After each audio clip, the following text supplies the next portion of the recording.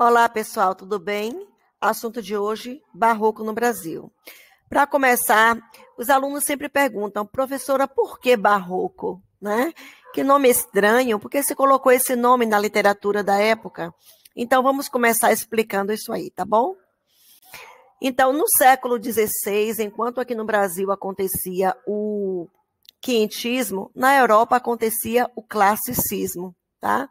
Que era uma arte inspirada na arte greco-romana e tinha como características a simplicidade, a concisão e a clareza.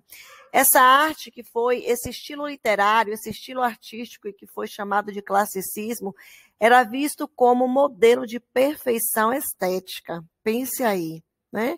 E aí, quando a gente chega no século XVII, surge um novo fazer artístico, um novo fazer estético, tá? Surge uma arte rebuscada, rica em detalhes, que traz um dualismo, tanto na forma quanto no conteúdo, na estética, traz contradições, obscuridade, complexidade, cultismo, que é o culto à forma, e o conceptismo, que é o trabalho com o conceito. Então, os críticos literários no século XVII, ao avaliarem essa arte que surgia, eles não gostaram porque eles compararam com o classicismo. Então, era bem diferente da arte produzida no classicismo, né? Então, mediante toda essa diferença, todo esse contraste, eles consideraram que aquela arte que surgia era inferior à arte que foi produzida no classicismo. E havia, na época, um conceito filosófico, né, denominado de barroco, e eles consideravam barroco tudo aquilo que fosse bizarro, que fosse inferior, que fosse monstruoso, feio, degenerado. E eles consideraram que aquela arte, né, aquele conceito, aquele estilo de arte que surgia no século XVII, eles consideraram que era inferior ao classicismo, que era algo bizarro, degenerado, e passaram a chamar aquele estilo que surgia de barroco. Na época medieval também havia um conceito de que existia uma pérola que era com uma forma irregular, né? Que não era aquela pérola redondinha, perfeita, era algo irregular, algo disforme, que também era chamado de barroco. Não é coincidência, porque todos dois, tanto o conceito filosófico quanto a pérola irregular, trata de algo que não está dentro do padrão, né?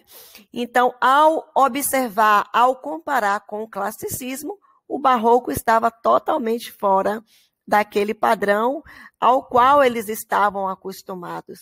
Então, por isso por isso esses críticos do século XVII chamaram aquela arte que surgia de arte barroca, ou então de barroco, num sentido pejorativo, porque eles comparavam ao classicismo e avaliavam aquela arte como algo bizarro, inferior, degenerado, né?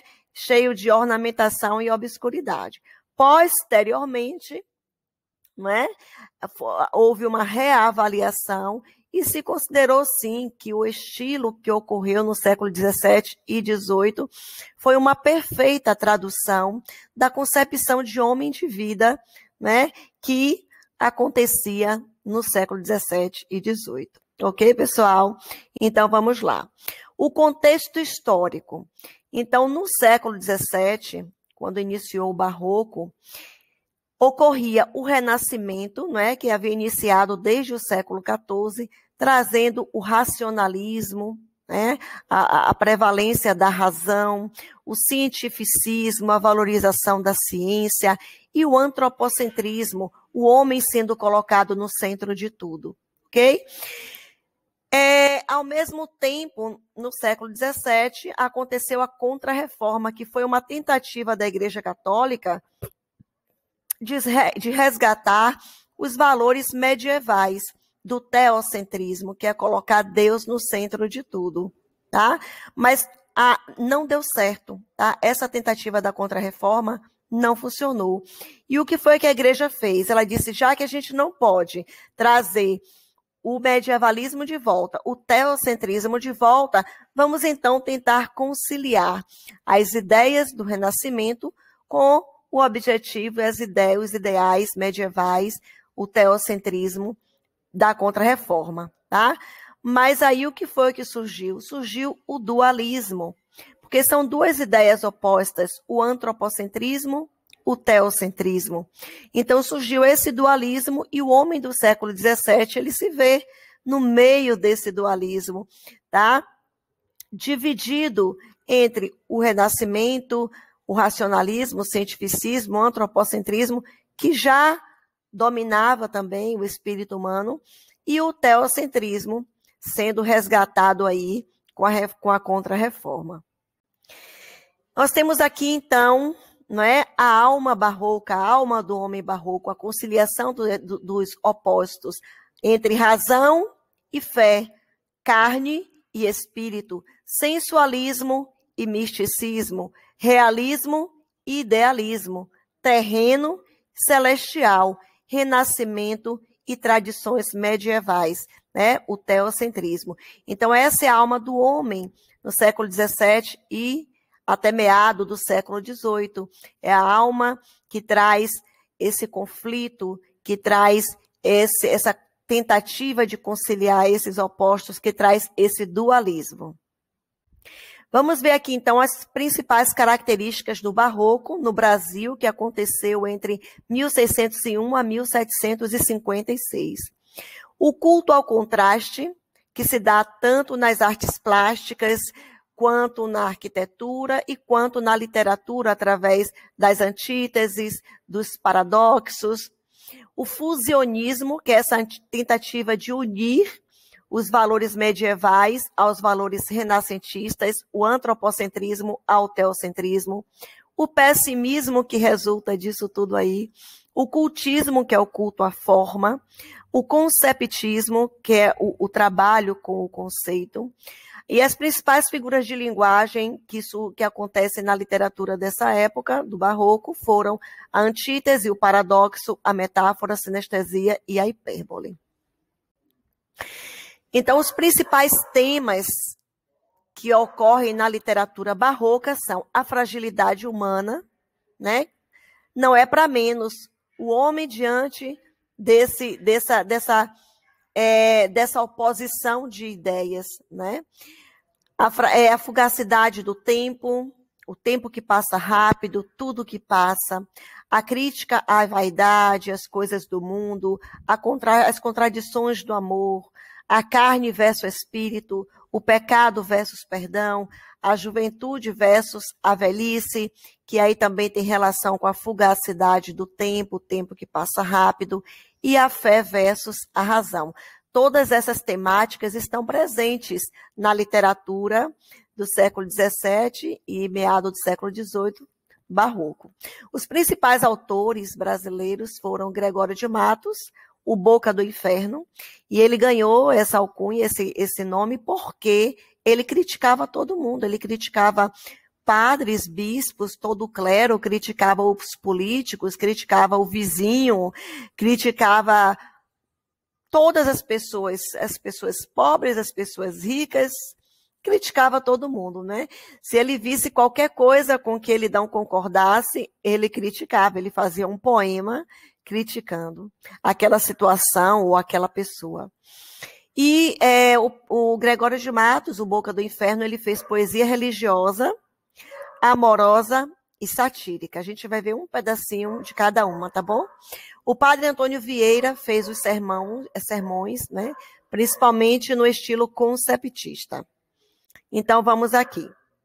Um fragmento de um poema de Gregório de Matos, a Jesus Cristo, nosso Senhor. Pequei, Senhor, mas não porque em pecado, da vossa alta clemência me despido. Antes, quanto mais tenho delinquido, vos tenho a perdoar mais empenhado. Então, a gente vê aí as temáticas, a fragilidade humana, o homem que é frágil, que ele não consegue, não é? Não pecar, ele não consegue vencer o pecado, ele não consegue resistir às tentações do mundo, a carne versus espírito, o pecado versus perdão. Características, o cultismo, o culto à forma, do poema, a métrica, a rima. E o fusionismo, que é essa tentativa de fundir, né?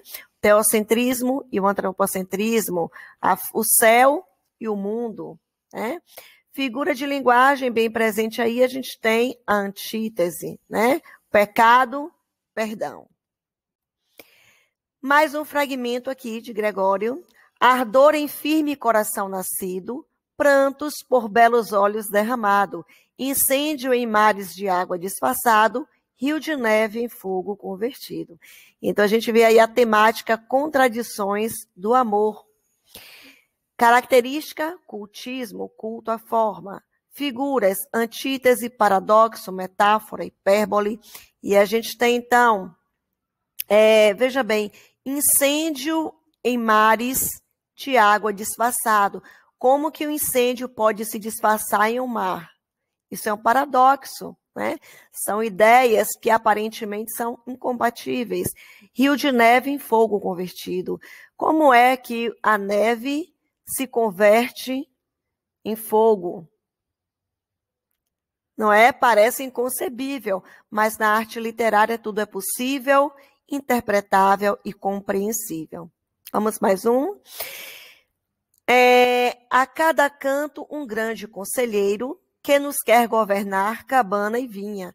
Não sabem governar sua cozinha e podem governar o mundo inteiro. A gente tem aqui um poema satírico, Gregório criticando os governantes da época. Temática de degradação moral e econômica da Bahia, a gente tem aí a figura hipérbole, podem governar o mundo inteiro. O poema se refere à cidade da Bahia, né? No caso, o Estado, mas aí ele coloca, podem governar o mundo inteiro. Então, a gente tem uma hipérbole aí. Então, a gente já viu o primeiro fragmento de poema, foi um poema religioso, depois a gente viu com a temática amorosa, e agora a gente vê aqui um poema satírico.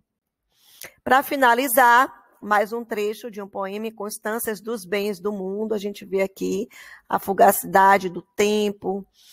Nasce o sol e não dura mais que um dia. Depois da luz, se segue a noite escura.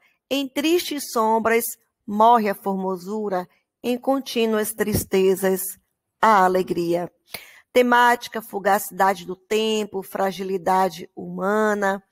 Características, o culto ao contraste, luz, sombras, né? Pessimismo, o cultismo e figuras antítese. Então, a gente tem aí tristeza, alegria, luz, sombra, dia, noite. Ok, pessoal? Para finalizar, vamos ver um fragmento de um sermão do Padre Antônio Vieira, um grande conhecedor da língua portuguesa, um grande orador. Amor e tempo. Tudo cura o tempo, tudo faz esquecer, tudo gasta, tudo digere, tudo acaba. Atreve-se o tempo a colunas de mármore, quanto mais a corações de cera. São as afeições como as vidas, que dão a mais certo sinal de haverem de durar pouco que terem durado muito. A gente tem aí a temática, fugacidade do tempo, né? Característica, o conceptismo, o trabalho com o conceito. E figuras, a gente tem antítese e a gente tem também comparação. Então, a gente vai ficar por aqui, tá bom? Fiquem com Deus, um abração para vocês, tá bom? Até o nosso próximo conteúdo. Deus os abençoe, gente. Tchau.